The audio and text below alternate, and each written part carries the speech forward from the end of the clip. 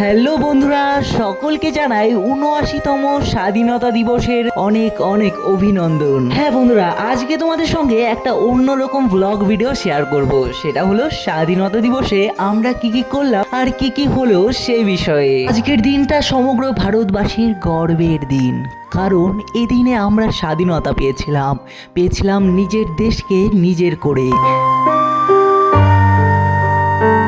আজকে যেহেতু স্বাধীনতা দিবস, তাই সকাল সকাল স্নান করে বেরিয়ে পড়লাম কলেজে যাওয়ার জন্য। আর ওখানে গিয়ে দেখতে পারি হেলেঞ্চা বাস স্ট্যান্ডে পাশের সমস্ত স্কুল থেকে ছাত্রছাত্রীরা এসেছিল দিনটাকে সুন্দরভাবে উদযাপন করার জন্য।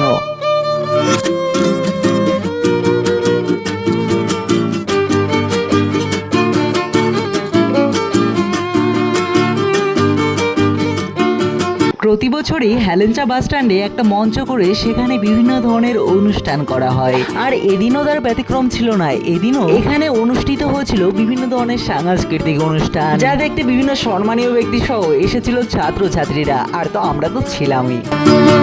আর দেখো বন্ধুরা, একটা বোন কত সুন্দর গান গাইছে।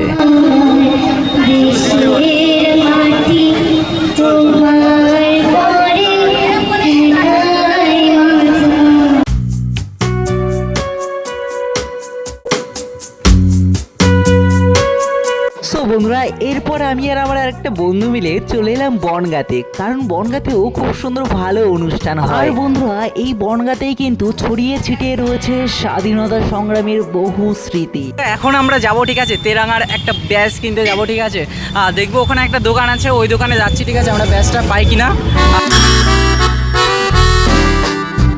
এখানে আসতে দেখতে পেলাম এই দাদু দোকানে অনেক ধরনের ব্যাজ রয়েছে। এরপর আমরা এর মধ্যে থেকে কোনটা নেব সেটাই ভাবছিলাম। তারপর আমাদের এই দুটো ব্যাজ পছন্দ হলো, তাই আমরা এই দুটোই নিয়ে নিলাম। তারপরও দুই বন্ধু মিলে আমরা ব্যাজ পরে নিলাম।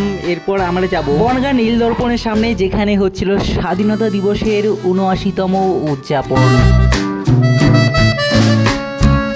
দেখতে পাচ্ছ বন্ধুরা, এটা হচ্ছে নীল দর্পণের সামনে, যেখানে মঞ্চ করা হচ্ছিল, আর মঞ্চে অনুষ্ঠিত হচ্ছিল স্বাধীনতা দিবসের বিভিন্ন সাংস্কৃতিক অনুষ্ঠান।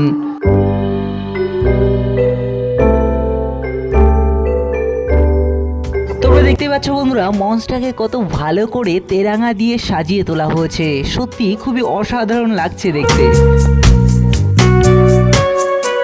এরপর আমি আর আমার বন্ধু চলে এলাম নীল দর্পণের সামনে যে গোল পার্কটি ছিল সেখানে। আর এখানে আসতে দেখি এখানে চলছিল ফটোশুট, আর এই পার্কটিকেও পতাকা দিয়ে খুব ভালোভাবে সাজিয়ে তোলা হয়েছিল। বন্ধুরা, এদিন আমরা আরো কি কি করেছিলাম সে সবকিছুই শেয়ার করব, তো ভিডিওটা স্কিপ না করে সম্পূর্ণ দেখতে থাকো।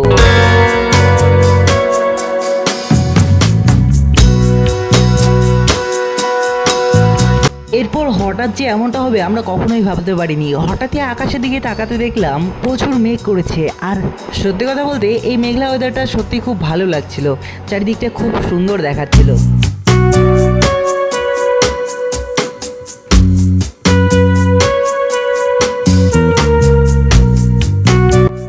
বন্ধুরা, বাড়ি যাওয়ার আগে বনগাঁ ব্রিজের পাশের একটি ঘুগনি দোকান থেকে আমি আর আমার বন্ধু 2 প্লেট ঘুগনি খেয়ে বেরিয়ে পড়লাম।